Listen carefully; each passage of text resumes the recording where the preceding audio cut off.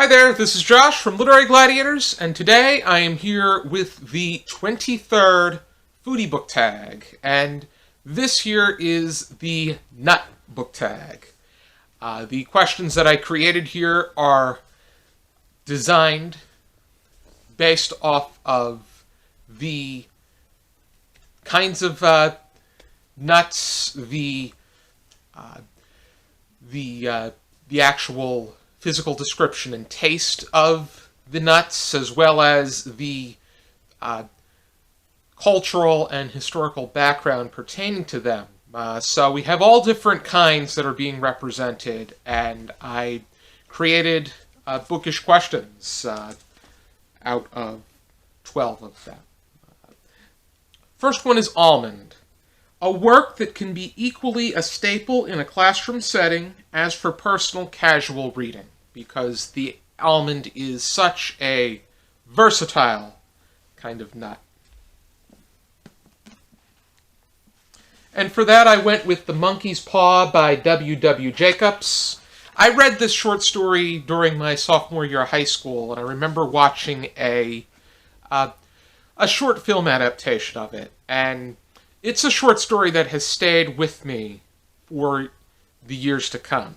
It just, the whole speculation about what's behind the door, and in the school setting it pertains to the idea that you cannot and should not interfere with fate. But in a casual setting, it is so entertaining and mind-boggling. And for me, being an enthusiast for horror and speculative fiction, something that really not only horrifies and terrifies, but leaves a mark and makes you think beyond the text, this is such an amazing work. Next one is Walnut, which translates into foreign nut. A 21st century translated work you feel should be studied. And what I find is that the walnut is very versatile, like the almond, and it is a very nutritious staple. This wasn't necessarily a translated work, but it is from a writer from a non-English speaking country, giving us the idea of a non-English speaking area, and that's The Kite Runner by Khaled Hosseini. I feel that more people should be reading and studying this piece because it gives us a greater understanding of the common person in the country of Afghanistan. In many cases, we think of Afghanistan in means of foreign policy, and we think about Osama bin Laden, who is one of the chief terrorists of the late 20th and into the 21st century. But The Kite Runner gives us a bird's eye view of people that have lived there, the things that they had to go through, their everyday lives per se, and I feel that this is one of my favorite books of all time as well.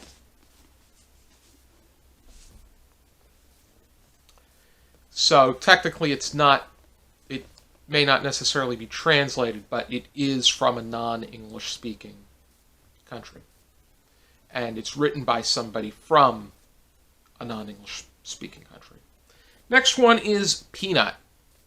A media-based adaptation you credit for getting people to read. And I do not have these books physically, but I borrowed these books when I read the series, but I definitely feel this fits the answer perfectly, and that's the Harry Potter series. I think that people in my generation started out by reading the books and then obsessing over the films. They obsessed over the books too, but then you have the people that really obsessed over the films and that drove them into reading the books. And I think that there's a great group of people that may not identify as avid readers, but they obsess over the utopia that is the Harry Potter series. And it really has, I think that J.K. Rowling is such a smart woman in how she is able to expand beyond what the series has to offer. The next one is Cashew. A good writer with an aggressively straightforward tone. And this is a book that I just got a few days ago, and this particular writer really caught my interest. The book I'm talking about is For the Love of Cheese, Recipes and Wisdom from the Cheese Boutique by Ephraim Pristine. And I found this coming out of the supermarket. It was in the bargain books area, and it was $4. I decided just to take it and go right back into the store and buy it. I own a few cheese cookbooks and cheese plating books. This one's a little bit of both, but Pristine is very straightforward on the topic of cheese recipes and preparing the perfect cheese plate in his mind. I think he has a chapter in here of recipes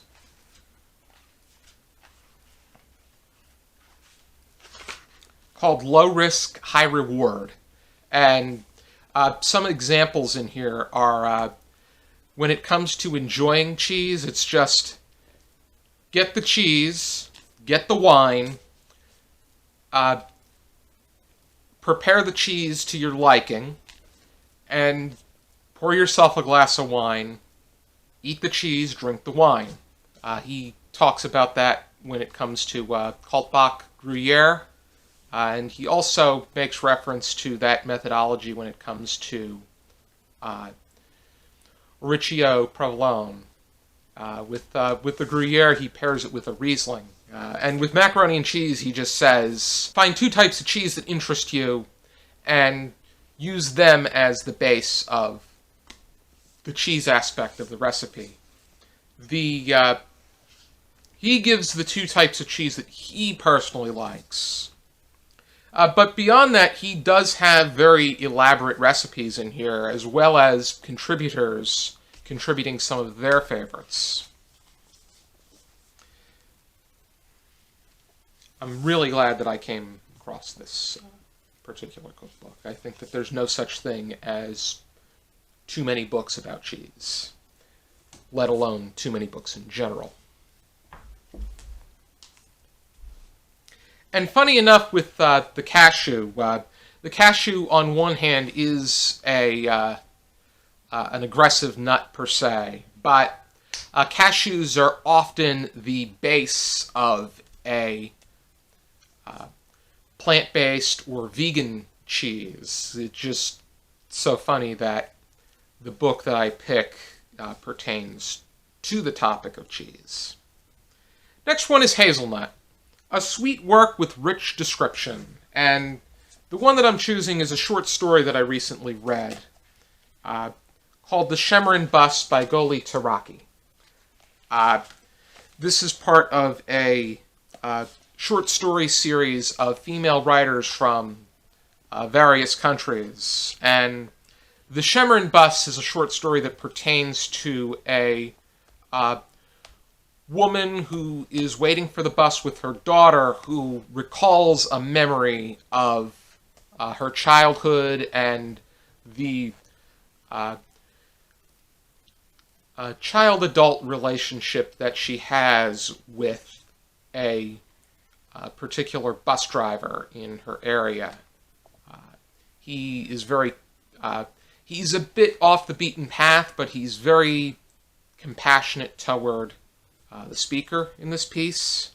And what I really like about this short story is it really triggers the senses, especially the olfactory. I think that it does a great job delving into rich description. It does explore the gustatory, the visual, and the auditory, but it especially harps on the olfactory. And it's quite a remarkable short story. A simple one, but still a remarkable one. The next one is Pistachio, an accessible biblical reference or story in a given work. And the way I structured this question is pistachios are often a somewhat sweet and accessible kind of nut, often found in dessert, but it is an old nut that has been around since biblical times and is referred to in the Bible. And the one that I had to go with for this question is East of Eden by John Steinbeck. And East of Eden is essentially a modern-day American retelling of the book of Genesis, and it very much explores the stories of Adam and Eve and Cain and Abel. And it especially got me thinking about the particular tale of Cain and Abel, in how Cain harvested the vegetables and Abel slaughtered the lamb as offerings to God.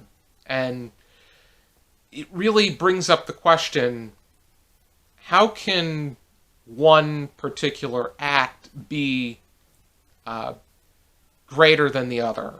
And especially if you talk to people that are life preservationists that think that harvesting vegetables would definitely be better than killing an animal. But if you're looking at it for its face value, they are both equal in their merit. And I was talking to a Christian friend of mine, and the next day she gave me a pretty good response through the close reading of the Bible, because she is frequently engaged in Bible study. It's definitely something that's worth exploring, though, and it really gets you to thinking. And I think that this is just a fantastic work. Next one is the Pecan, a work that gives you a sense of the American South. And I was thinking you have people like William Faulkner and his works. You have Flannery O'Connor and her works. But I think that if there's one that really speaks the American South, it is To Kill a Mockingbird by Harper Lee. And just, it gives you a great sense of the complexity and in some ways the contradictory of the American South through the lens of a child's point of view. Granted, Scout is she's upper elementary age, but she's still looking on the situations that are taking place, especially pertaining to race-related issues and prejudice, and looking at her father, Atticus Finch, who is a lawyer, and in this case is defending a black man accused of rape, and how, even though it's the 1930s, the South is still one the piece of what took place during the Civil War. And even though abolition is now illegal, that still does not mean that black people are treated any better. It's just the fact that they cannot keep them as involuntary servants. And then when you look at something like A Time to Kill, which has very many elements to this one, you see that there's an even greater presence that's still looming over forward progress. But To Kill a Mockingbird, by all means, gives me a sense and somewhat of a greater understanding of the American South, and especially during this period of time. Next one is the Brazil nut, a work that brings about a controversy within a country. And the country that I am going to be exploring is Iran, and the books that I chose are Persepolis and Persepolis II, which I feel go hand in hand with one another. This is the story of a childhood, this is the story of a return, by Marjane Satrapi. And it's very intriguing that I think I get a greater sense of what life is like in Iran, especially for females. It gives us a greater understanding of the events during that time. I think that Satrapi does a great job exploring them. And then the sense of the contrast of her going elsewhere to go to school and live her life. And with the Brazil nut, it is prohibited to cut down the trees that provide these kinds of nuts. Next one is pine nut, a small but important work. And the pine nut is it's very important in various recipes, in particular in pignole cookies and pesto sauce.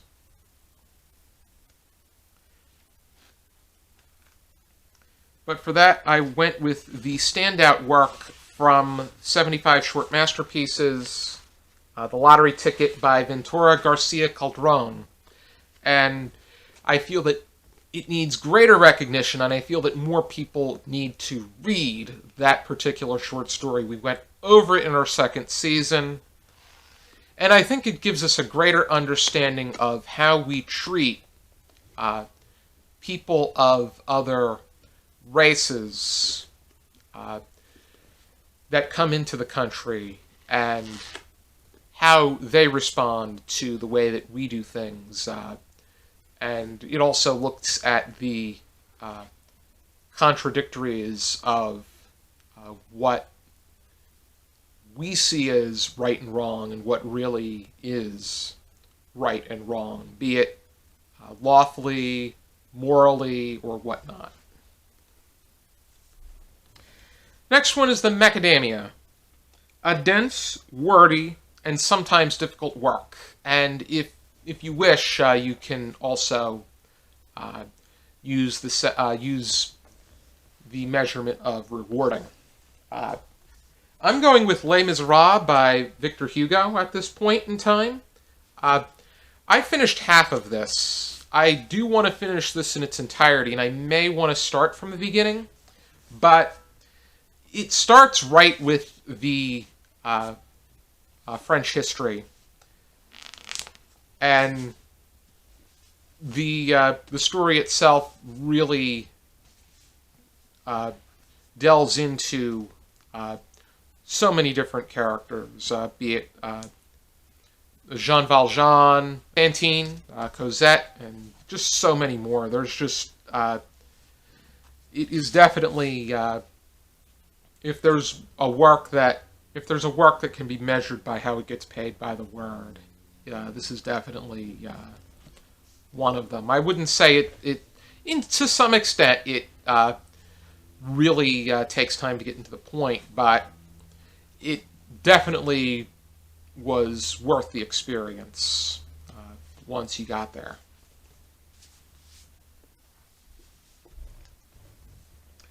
Next one is the Chestnut, a perfect winter read.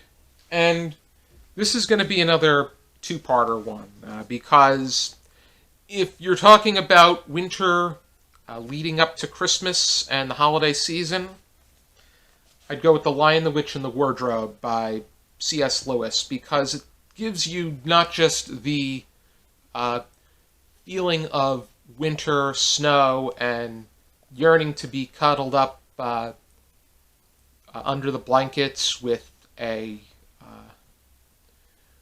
something to eat, but it also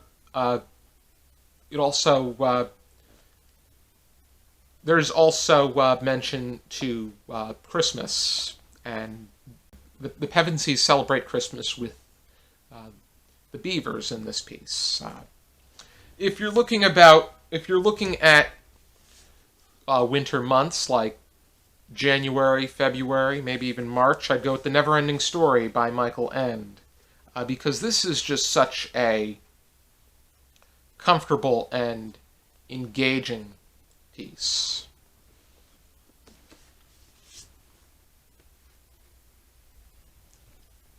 Next one is the Acorn. What kind of works do you feel yourself hoarding or binge reading as of late? And just like the squirrels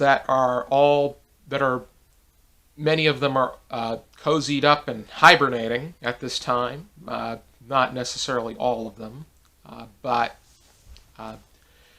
they're known to scavenge acorns. So my acorns right now are plays, in particular Dramatist Play Service and Samuel French, now known as Concord Theatricals. Even though I am planning to cut down at this point, but I may still have one or more left in me. And I'm also scavenging short works. I subscribed to literary magazines earlier this year, and looking to get a taste of today's short stories and poetry, and in particular, not just on the American level, but on the global level as well. When it comes to global, it would probably be ideal to have them translated. Next one is, what is your favorite kind of nut? And for that one, I'm going to go with almonds. What got me into almonds is I went to a cheese-based shop / restaurant / cafe called the Cheese Cave in Red Bank, and the maitre fromager there, he paired up the manchego cheese that I wanted with almonds, and I thought it came out really good. And at this point, I have taken a liking to having manchego cheese with almonds and honey. I think that honey was essential to manchego cheese from the get-go, but to put the three of them together is quite something. And I like to eat almonds on their own as well, particularly roasted and salted, but I would eat them unsalted if necessary, and definitely love manchego cheese. And the last one is Peanut Gallery. Who do you tag? And because it's been a while, I'm going to tag 20 people. I tag Steve from Steve Donahue, Todd from Todd the Librarian, Brian from Bookish, Taj from The Last Line, Sue and Megan from Spinebreakers, Kara from Wild Book Garden, Amy from the Dusty Bookshelf, Taylor from Taylor Talks Tales, Beth from Beth Chats Books, Michelle from Michelle Rose, Stephanie from I Did My Best, Bill from Bill Ruttenberg, Alyssa from Sushi Dragon Master, Michaela and Gretchen from Betwixt the Books, or we can do Michaela and or Gretchen from Betwixt the Books. I'd be happy if one, the other, or both took part in this one. Bex from Bex Reads Books, Jason from Old Blues Chapter and Verse, Booktube Goddess, Mark from Richardson Reads, Jack from Rambling Ractioneur, and Emma from Emma A. Books. Thank you for tuning into this video. I hope you check out some more videos from our channel, and I hope you check out some of the foodie book tags. If you have yet to complete one or more of them, I highly encourage you to check them out and maybe complete those as well. I've always found that the foodie book tags have been and are able to be timeless. Thank you, and for now, keep reading.